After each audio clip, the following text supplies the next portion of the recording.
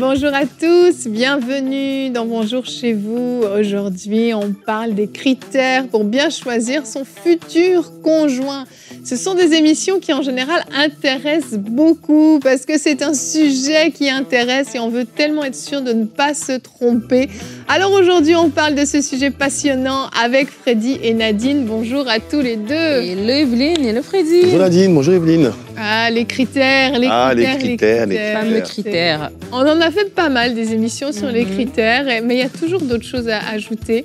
Et aujourd'hui, Freddy, tu vas faire une rubrique et tu vas nous dire comment identifier un mauvais partenaire. Et ça, je trouve que c'est hyper important. On va avoir des signaux importants à relever et on va se dire là, panneau interdit, sens interdit, prendre le sens opposé directement. On en parlera de ça, ça va être intéressant. On va échanger autour de ça et ça va être très top. Non, mais c'est un très bon sujet parce que des fois, on est aveuglé par l'amour, aveuglé par la passion. Et si on ne nous a pas prévenus à l'avance, on ne voit pas ces signaux. Mais le fait que vous les ayez en avance va vous permettre d'identifier et puis de ne pas juste être dans le love et de tout accepter, tout tolérer. Et donc, ça va être une émission quand même bien complète qu'on commence tout de suite. On ne va pas perdre de temps, il y a beaucoup de choses à partager. Donc, Nadine, on t'écoute pour la pensée du jour.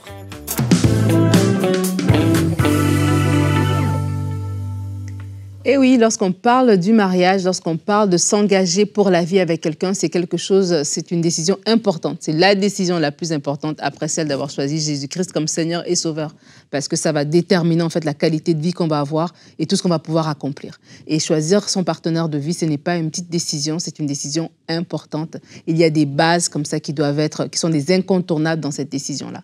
Et lorsqu'on parle aujourd'hui de cette émission, moi, le but de ma pensée, c'est tout simplement de vous exhorter sur la base qui, à mon sens, est numéro 1, qui est la base primordiale, fondamentale, qui est sur la fondation dans laquelle le reste va se bâtir, ce sont nos croyances, notre foi. La Bible dit dans Amos 3, verset 3, « Deux hommes marchent-ils ensemble sans s'être mis d'accord ?» Et vraiment, je voulais parler de l'importance de marier quelqu'un qui partage la même foi que nous, une personne qui est née de nouveau, qui est chrétien, chrétienne. Est-ce que deux personnes peuvent marcher ensemble? Est-ce qu'on peut construire quelque chose de durable? Est-ce qu'on peut construire quelque chose qui va perdurer dans le temps sans s'être mis d'accord? Évidemment, non. On parle juste de marcher. Imaginez encore construire toute une vie. Et être d'accord, c'est quoi? Être d'accord, ça veut dire avoir une entente. Ça veut dire avoir partagé les mêmes idées, les mêmes sentiments, les mêmes intérêts. L'accord désigne une situation dans laquelle il y a une cohérence, une harmonie, une entente entre différents éléments. Ça veut dire que vous et la personne en face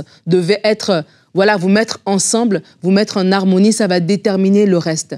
Et la foi, comme ça, pour moi, c'est la première fondation, c'est la première base. Lorsqu'on partage la même foi que la personne avec laquelle on va construire une vie, ça fait toute la différence. C'est tellement bénéfique. Il y a plusieurs bienfaits. Premièrement, on va aborder les défis de la vie de la même manière. Ça veut dire qu'on aura le réflexe de prier, on aura le réflexe de chercher le conseil de Dieu, on aura le réflexe de se tourner vers des aînés dans la foi pour nous bâtir, pour avancer. On aura le réflexe de rechercher la sagesse dans la parole de Dieu. Ça va vraiment faire toute la différence devant les défis de la vie. On aura les mêmes valeurs par rapport à l'éducation des enfants, par rapport aux finances. Ça va faire toute la différence. La vie est faite de surprises. Et lorsqu'on a la même foi, c'est comme si dans le bateau de la vie, dans le bateau du mariage, on rame dans la même direction. Parce que lorsqu'on a deux versions différentes, une foi qui diverge, des croyances qui divergent, ça veut dire qu'on va même ramer dans l'autre sens. Toi, tu veux prier pour plus de sagesse, l'autre te dit, on va se séparer. Toi, tu veux prier pour plus de ceci, l'autre te dit autre chose.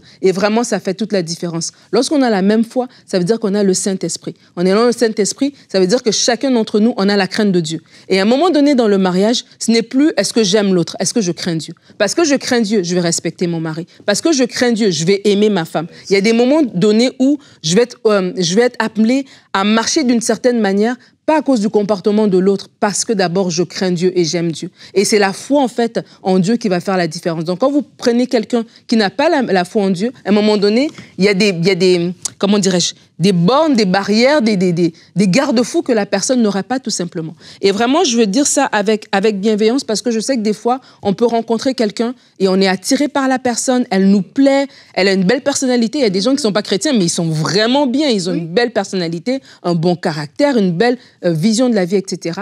Mais c'est quand même important que la foi soit là, parce que la vie, elle est longue.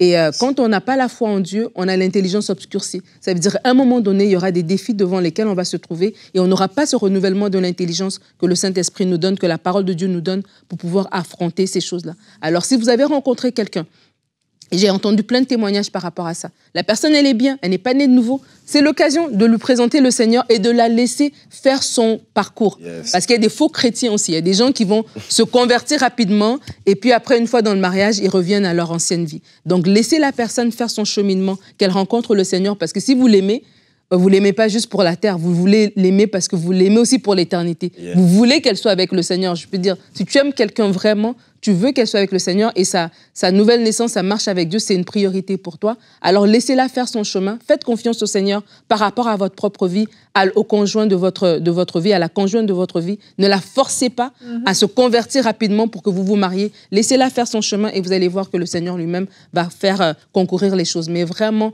c'est important de mettre cette base de la foi et vous allez voir que le reste va s'en suivre par la suite. Merci Nadine, c'est essentiel. Et j'ai même envie d'ajouter qu'il soit vraiment né de nouveau, mais qu'il aime vraiment Dieu et qu'il le craigne. Il ou elle, bien sûr, la personne, allez, on va dire au féminin. Oui. Et en fait, ça me paraît essentiel parce que c'est ça, il y a chrétien et chrétien.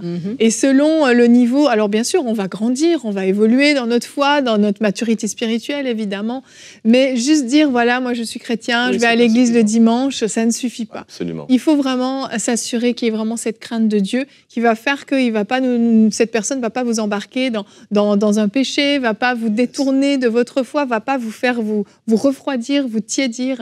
Et je pense que c'est ça, c'est sur la même foi, c'est le critère numéro 1 et s'assurer qu'on a la même authenticité de foi même, j'ai envie de dire, avec cette crainte de Dieu. C'est non négociable pour moi, c'est non négociable être avec quelqu'un qui n'a pas la même foi que moi. 2 Corinthiens nous parle de on ne peut pas mettre sous un joug étranger.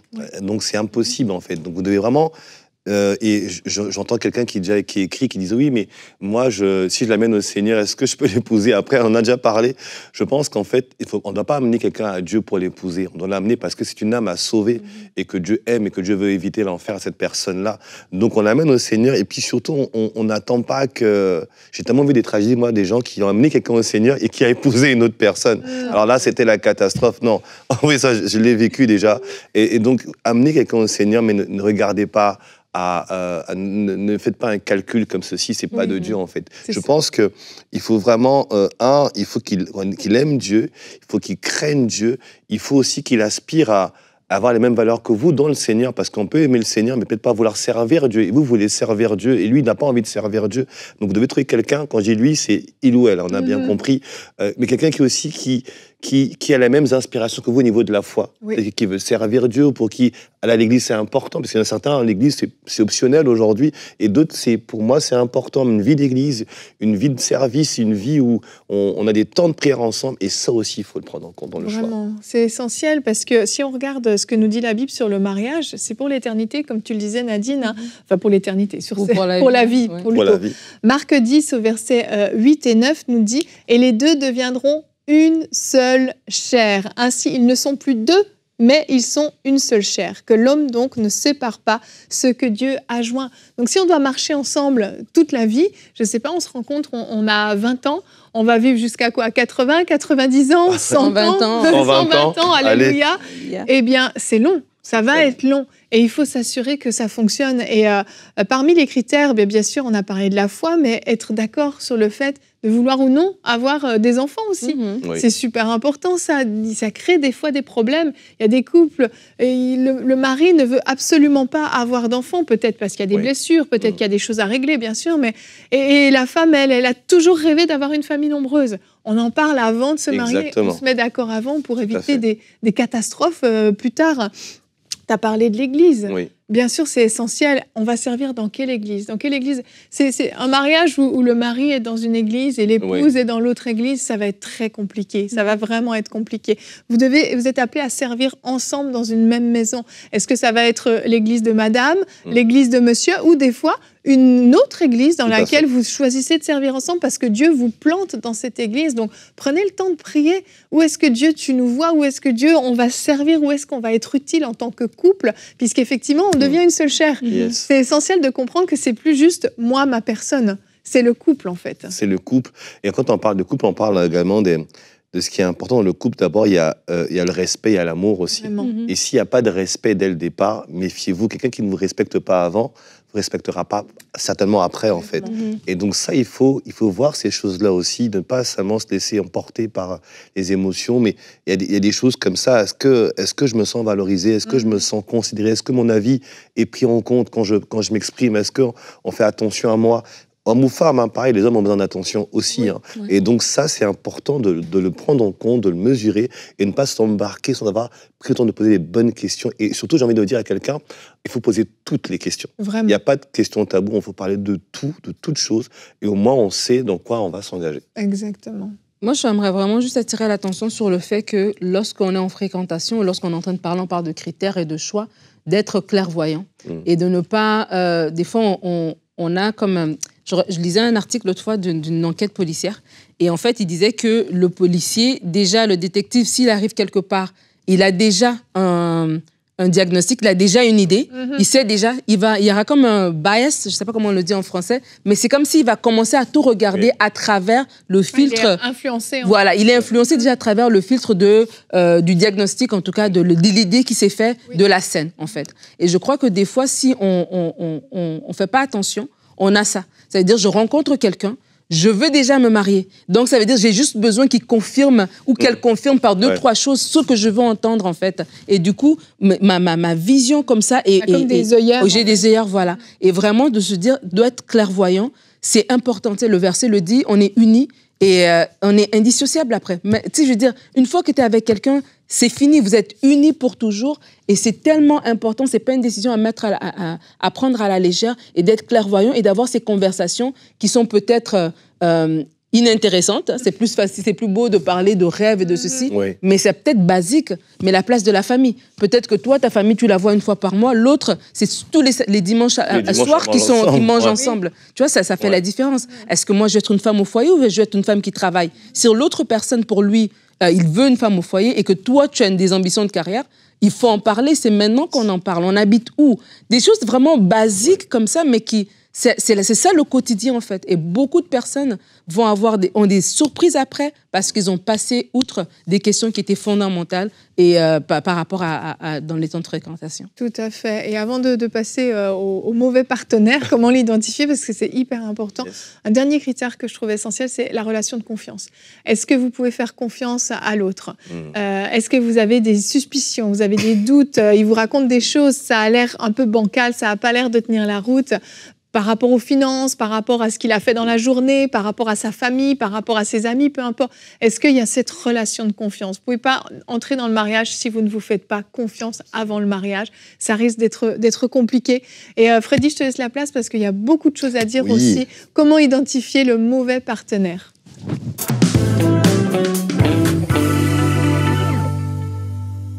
Je suis certain que vous avez déjà entendu cette phrase-là.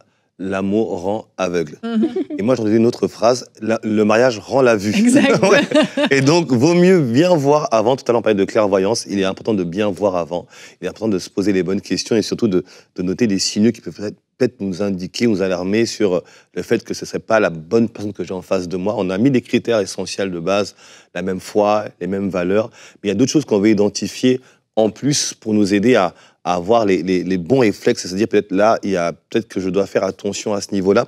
La parole de Dieu déclare dans Matthieu 7, verset 17. Matthieu 7, au verset 17, il est écrit « Tout bon arbre porte de bons fruits, mais le mauvais arbre porte de mauvais fruits. Ce que quelqu'un est, ça se verra toujours tôt ou tard. Alors faites attention aux fruits que vous voyez chez la personne, l'homme ou la femme avec qui que vous fréquentez ou que vous avez à cœur de cheminer avec, en fait.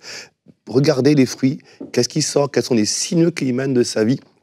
On a plusieurs, on est quasiment une dizaine, mais on va les partager ensemble ici avec Nadine et Yveline. Alors le premier critère pour moi, c'est le premier truc, alarme rouge, voyant rouge, c'est la personne, l'homme ou la femme qui insiste pour coucher avec vous avant le mariage. Il va avoir une relation intime avant le mariage. Alors là, c'est strictly forbidden, c'est le panneau arrêt, le panneau stop, mais là, on ne va pas plus loin.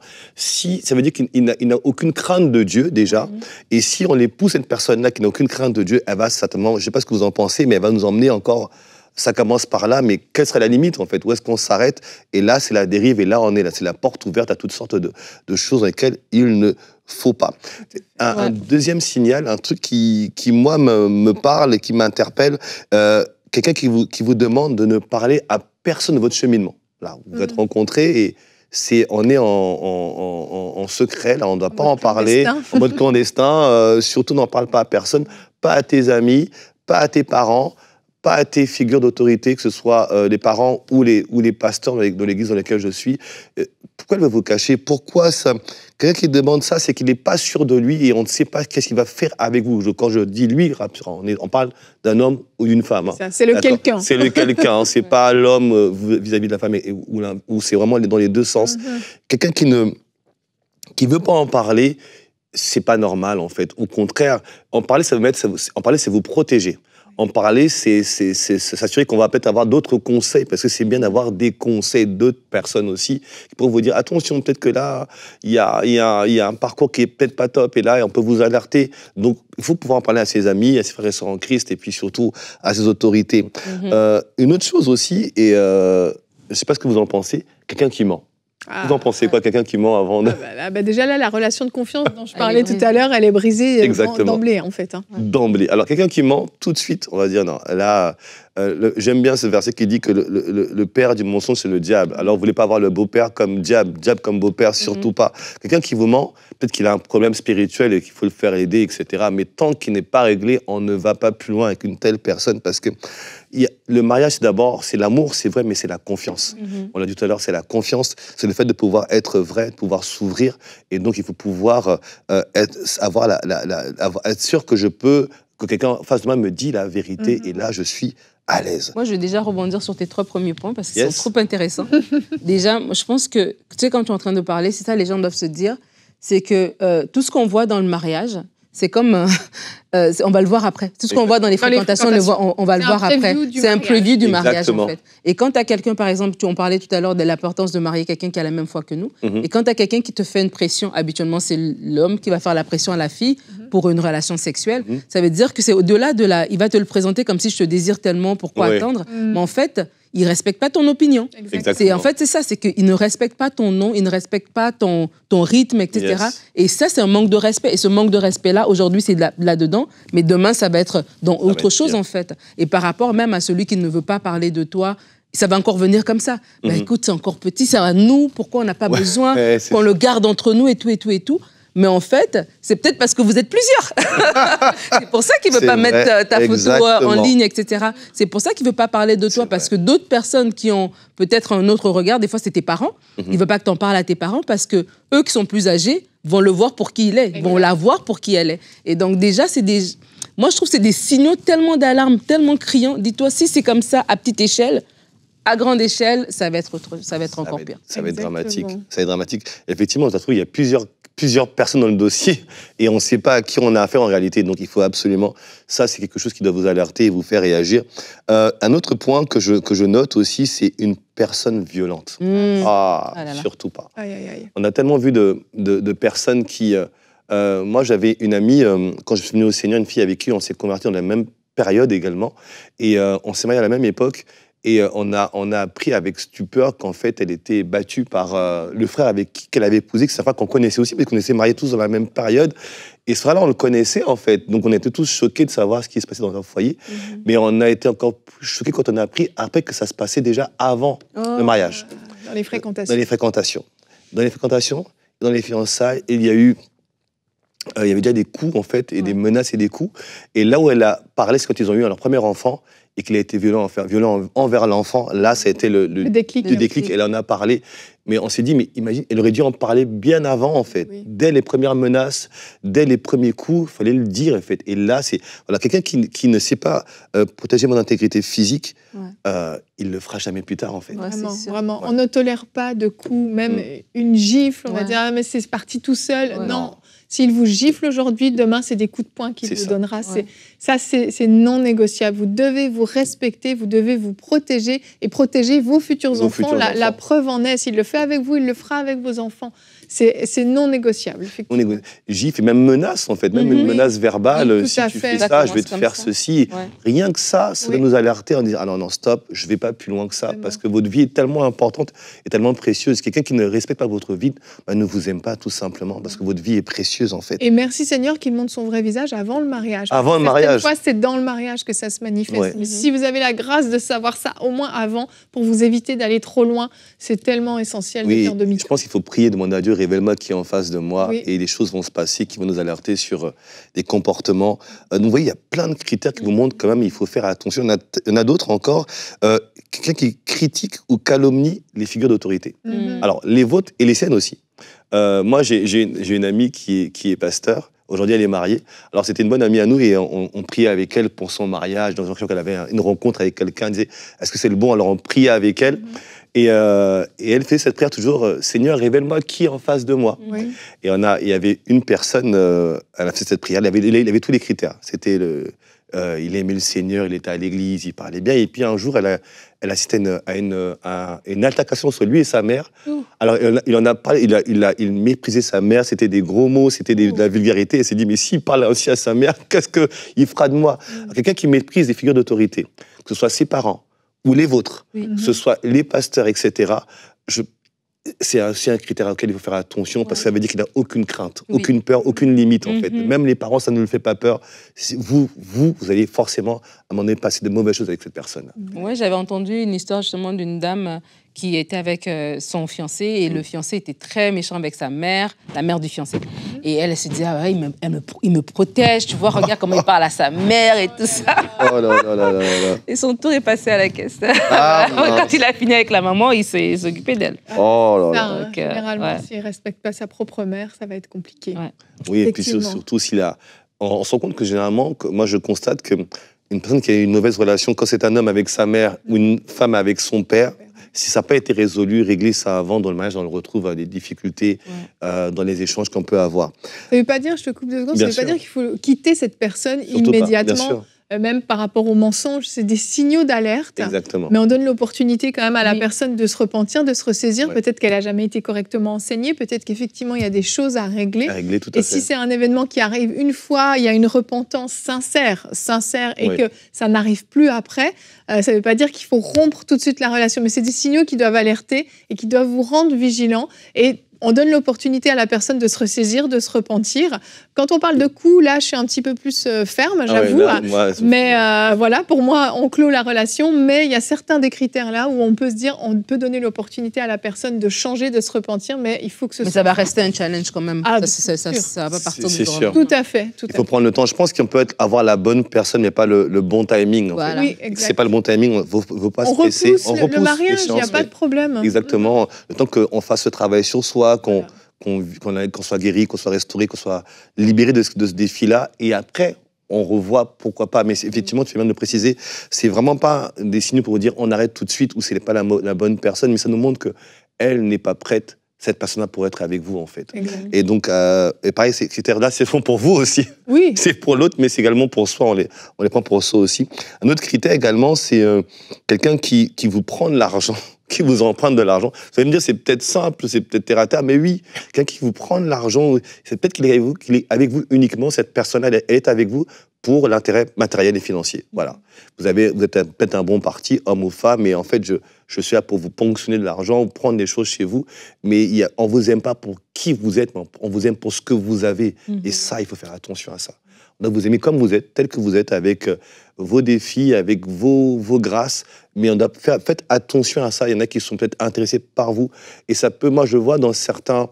J'ai eu l'occasion de voyager dans certains pays où économiquement la situation est difficile, et là, les critères financiers rentrent en compte.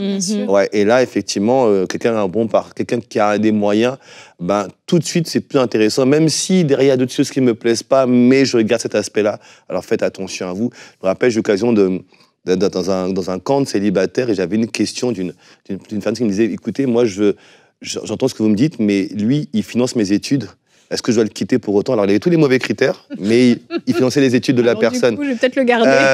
Et je me comprenais également qu'il y avait quand même un environnement qui faisait en sorte que voilà, c'était difficile, mais on ne peut pas être avec quelqu'un uniquement pour les moyens qu'il nous donne, en fait. Donc, faites attention à ça. Posez-vous les bonnes questions. Et un autre critère, quelqu'un qui ne vous assume pas en public. Oui. Voilà. Il ressemble un peu à quelque chose qu'on a dit au préalable, mais c'est différent. En fait, on connaît la relation, mais il ne m'assume pas. Il ne veut jamais être avec moi, elle ne veut jamais être avec moi. C'est comme si elle avait honte de vous. Ouais. Elle a honte de vous. Si elle a honte de vous, la personne maintenant, elle aura honte de vous plus tard. On doit vous assumer tel que vous êtes. Okay, c'est vraiment important. C'est important. Hein. Parce que des fois, certaines personnes, justement, vont passer outre des choses parce qu'elles veulent absolument se marier. Et c'est ça, donc elles ne t'assument pas. Et tu ne veux pas être marié avec quelqu'un qui ne t'apprécie pas, qui ne sent pas que c'est un privilège pour lui d'être avec toi. C'est comme si tu as fait grâce. Non, mais c'est vrai. Et ça arrange après, dans le mariage, quand tu sens que l'autre personne, quelque part, elle te méprise. Oui, c'est ça, en fait. Ouais. Mais elle a pris sur elle pour être avec toi. C'est la pire des choses, en fait. Il y a de fortes chances que ça finisse en adultère. En adultère. Ah ouais. En disant, s'il n'est pas fier de toi, c'est compliqué. Imagine-toi, je t'ai fait grâce de m'épouser, donc non, mais c'est terrible. Non, c'est un privilège de vous avoir épousé, homme ou femme, et vous devez voir ça. Autre chose, je vais en citer quelques-uns, et puis on va clôturer la rubrique. Je vais juste les citer. Une personne qui a un passé inconfortable, ça veut dire qu'il a un passé qu'il n'assume pas. Il fait des choses qui ne sont pas bien et il ne les assume pas. Et ça doit vous mettre la puce à l'oreille, en fait. Il doit être transparent, vous dire toute la vérité, tout ce qui s'est passé.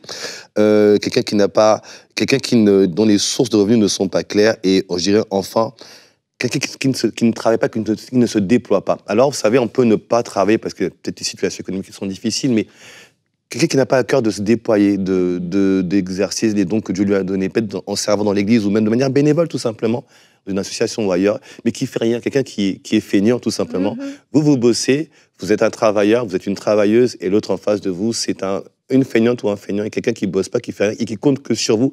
Faites attention. Vraiment. Voilà, vraiment. Quelques critères, quelques signaux d'alerte. Super, merci Freddy. C'est vraiment des très très bons points que tu partages, et vraiment ça doit être des signaux d'alerte. Vraiment, respectez-vous. Respectez-vous, respectez l'autre, bien entendu, mais vous respectez-vous. Si vous êtes reconnu, vous avez reconnu votre fiancé, la personne avec qui vous êtes en ce moment dans certains de ces critères, analysez vraiment la situation. Ne soyez pas justement aveuglés par l'amour, mais soyez très réalistes par rapport à la situation. Demandez des conseils autour de vous. Qu'est-ce que tu penses de lui? Qu'est-ce que tu penses d'elle? Je ne suis pas sûre. Il y a des choses qui m'interpellent. Des fois, c'est peut-être juste vous qui avez peur aussi de l'engagement, qui vous faites une montagne de rien du tout. Vraiment, l'idée, c'est pas de vous dire de rompre systématiquement, mais c'est de vous poser les bonnes questions, de pas être naïf et de laisser aussi le Seigneur mettre à la lumière certaines choses. Et quand vous voyez des signaux d'alerte qui s'allument, vous pouvez dire « Merci Seigneur de me montrer ces choses avant d'aller plus loin. Merci Seigneur de nous permettre de régler ce problème avant d'entrer dans le mariage. » Parce que je peux vous assurer que c'est beaucoup plus facile de régler les problèmes, les conflits, quand on est fiancé qu'une fois qu'on est marié. C'est pas la même dimension. Donc vraiment, que le Seigneur vous donne sa sagesse et que vous puissiez trouver cette personne qui saura vous aimer, vous respecter comme vous le méritez et que vous puissiez être heureux, être heureuse dans votre futur mariage. C'est vraiment notre prière pour vous. J'espère que tous ces critères ont pu vous aider, répondre à vos questions. Et demain, on va parler d'un thème qui peut faire un petit peu suite à ce qu'on a dit, parce qu'on a parlé de l'importance de guérison. Est-ce que tu as besoin de guérison intérieure? C'est la question qu'on va se poser demain. Entrer dans le mariage avec parfois le cœur brisé, parfois des choses qu'on a vécues qui ne sont pas réglées, ça peut amener des complications, mais aussi de manière générale, dans notre vie de tous les jours, as-tu besoin de guérison intérieure? C'est le thème qu'on aborde demain. Et Nadine, tu feras une question, une réponse. Comment refaire confiance après une trahison? Le cœur brisé, c'est difficile de refaire confiance. Eh bien, Nadine répondra à cette question demain. Merci d'avoir été avec nous et bonjour chez vous.